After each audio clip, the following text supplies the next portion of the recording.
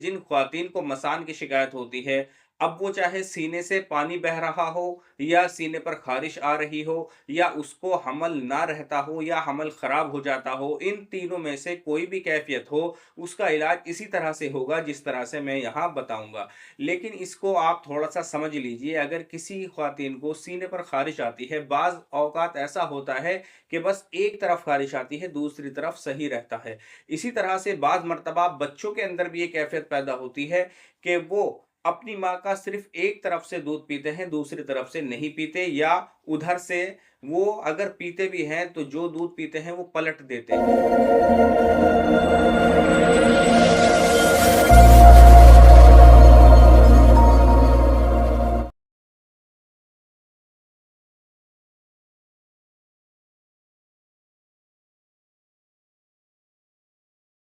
अस्सलामुअलैकुम।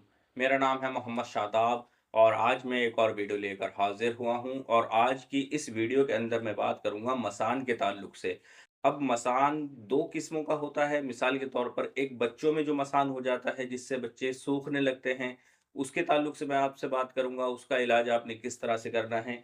और इसी तरह से ख़वातीन को जो मसान हो जाता है, अब जैसे मिसाल के तौर पर उनके सीने पर ख़ारिश आना या सीने से पानी बहना, ये इस तरह की चीज़ें होती हैं। और एक दूसरी चीज़ ये है कि कुछ ख़वातीन को इस तरह से हो जाता है कि उनको हमल नहीं ठहरता और हमल बाज़ मर्तबा ऐसा होता है कि 2 महीने 3 महीने के बाद हमल ज़ाया हो जाता है।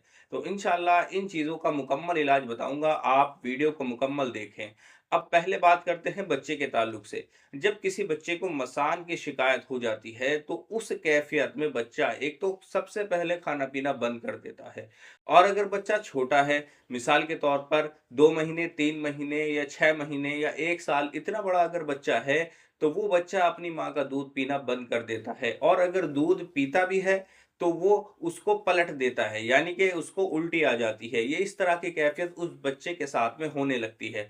और इसी तरह से बाज़ मर्तबा उस बच्चे के ऊपर हल्के-हल्के नीले-नीले निशान पड़ने लगते हैं। ये भी एक कैफ़ियत है जिससे आप ये पहचान सकते हैं कि हाँ, इस बच्चे को मसान का मसला है।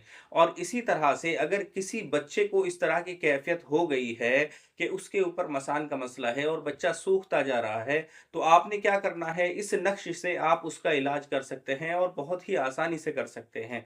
ये जो आप नक्श देख रहे हैं, ये नक्श आपने बनाने हैं। ये आपने 21 अदद नक्श तैयार करने हैं। ये आप लाल पेन से तैयार करेंगे और इन नक्श को आप या तो इतवार के दिन लिखेंगे या जुमेरात के दिन लिखेंगे।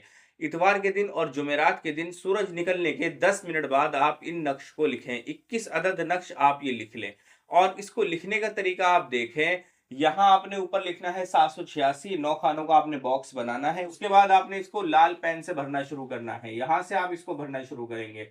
258, 259, 260, 261, 262, 263, 264, 265, 266। इस तरह से आप ये 21 अदद नक्श तैयार कर लेंगे और रोजाना एक नक्श उस बच्चे के ऊपर मलकर अच्छी तरह से जला देंगे। और एक दूसरा काम और आप इसके साथ में कर सकते हैं, मिसाल के तौर पर अगर बच्चा 6 महीने से ज़्यादा का है जिससे उसे पानी वगैरह थोड़ा बहुत दिया जा सकता है, तो आप 1 बोतल पानी के ऊपर बिस्मिल्लाह को 786 मर्तबा पढ़ कर के रख लें और रोज़ाना 2-3 चम्मच उसको पिलाते रहें। तो इस तरह से उस बच्चे का मसान ख़त्म हो जाएगा। और ऐसा भी कर सकते हैं कि एक नक्श बना करके अर्क गुलाब और ज़ाफ़रान से उसके गले में पहना दें। तो इंशाअल्लाह मुकम्मल तौर पर उसका मसान ख़त्म हो जाएगा। अब बात करते हैं कि ये इस तरह की भी कैफ़ियत होती है, ये भी मसान की ही निशानी है। अब एक दूसरी बात, जिस ख़्वातीन को मसान का मसला होगा, उसको ख्वाब के अंदर छोटे बच्चों का दिखना या ऐसा लगना कि कोई छोटा बच्चा उसका दूध पी रहा है, ये इस तरह की कैफ़ियत होती है, जब उसको मसान की शिकायत होती है। अब जिसको हमल नहीं ठहरता, उसको भी मसान की कुछ निशानियाँ पैदा होती हैं, जिससे कि वो ये समझ जाए कि हाँ, उसके साथ में मसान का मसला है। मिसाल के तौर पर जब उसको हमल रहेगा, उसके बाद उसको ख्वाब वगैरह दिखने शुरू होंगे और ख्वाब के अंदर जैसे फलों का खराब होते हुए दिखना या कटे हुए फल दिखना या पेड़ के ऊपर फल लग तो रहे हैं, लेकिन जैसे ही वो उसकी नज़र उस फल के ऊपर जाती है, वो फ़ौरन ही टूट करके नीचे गिर जाता है और जब देखती है, उसको उठाती है, तो वो फल खराब होता है। ये इस तरह की निशानियाँ आती हैं मसान के ताल्लुक से। और जब ये निशानी आएगी, मिसाल के तौर पर हमल खराब होने वाला जहाँ मसला होगा, वहाँ ज़्यादातर इस चीज़ को किया जाता है। मिसाल के तौर पर कोई शख्स उसके ऊपर जादू कर देता है, तब ये कैफ़ियत होती है।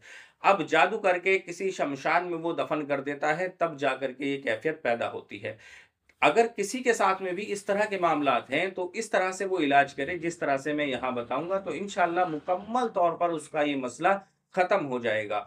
अब आपने इलाज किस तरह से करना है, जिस तरह से मैंने ये 21 अदद नक्श बनाए हैं, इसी तरह से आप 21 अदद नक्श बना लें और 21 अदद नक्श अर्क गुलाब और ज़ाफ़रान से बना लें, जो रोज़ाना 1 नक्श पिया जाएगा।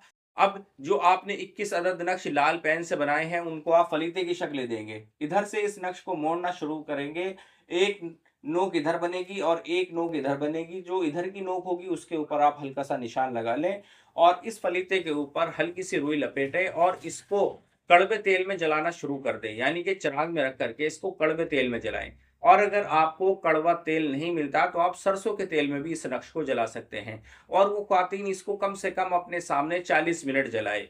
और जब ये जलेगा तो हो सकता है कि सर में दर्द होने लगे या बदन भारी होने लगे या कंधों पर वज़न होने लगे, ये इस तरह की कैफ़ियत होगी। लेकिन ये जब तक ये होगी, जब तक ये नक्श जलेगा। रोज़ाना इस तरह से 21 दिन 1 नक्श अपने सामने जलाए और रोज़ाना 1 नक्श पीती रहे। तो इस तरह से उसने अपना 21 दिन इलाज करना है। लेकिन बाद में 21 अदद नक्श और तैयार करने हैं जो हल्के गुलाब और ज़ाफ़रान से होंगे। बाकी के 21 दिन आपने पीने वाले नक्श इस्तेमाल करने हैं, जलाने वाले नक्श आपने इस्तेमाल नहीं करने। इस तरह से आप अपना इलाज कर लें तो इंशाअल्लाह मुकम्मल तौर पर मसान का मसला हो या किसी ने कुछ करके कहीं दफ़न कर दिया हो, जो हमल के मुतालिक मैंने बताया है, अगर ये कैफ़ियत भी है तो वो मसला भी आपका ख़त्म हो जाएगा। ये मुजर्रब अमल है। आप इस अमल का इस्तेमाल करें तो इंशाअल्लाह आपको फ़ायदा होगा। आज की इस वीडियो में इतना ही और किसी ताल्लुक से आपका कोई सवाल है तो आप मेरे व्हाट्सएप नंबर पर मुझसे राब्ता करें या मुझे कमेंट करें। अस्सलामु अलैकुम।